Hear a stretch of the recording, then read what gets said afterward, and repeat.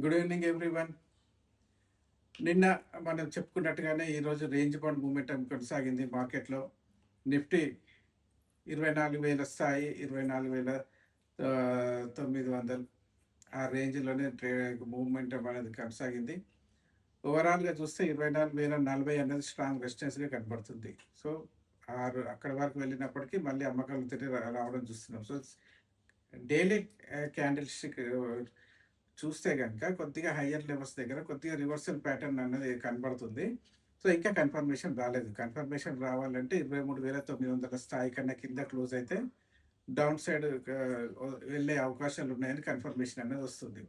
So అది రేపు వస్తుందేమో చూద్దాం. సో ఓవరాల్గా ఈరోజు నైట్ రేపు నైట్ ఫెడ్ మీటింగ్ అనేది జరగబోతుంది కాబట్టి మార్కెట్స్ దాని మీద ఫోకస్ చేసినట్టుగానే కనబడుతుంది.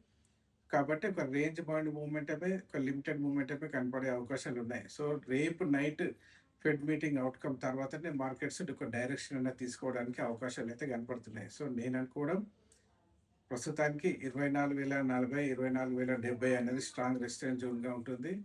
అదేవిధంగా డౌన్ సైడ్‌లో కీలకమైన సపోర్ట్ విషయానికొస్తే మాత్రం 23,825 ఒక గ్యాప్ అనేది ఏర్పడింది కాబట్టి ఆ గ్యాప్ ఫిల్ చేసే అవకాశాలున్నాయి. సో, ఆ గ్యాప్ ఫిల్ అవుతుందా?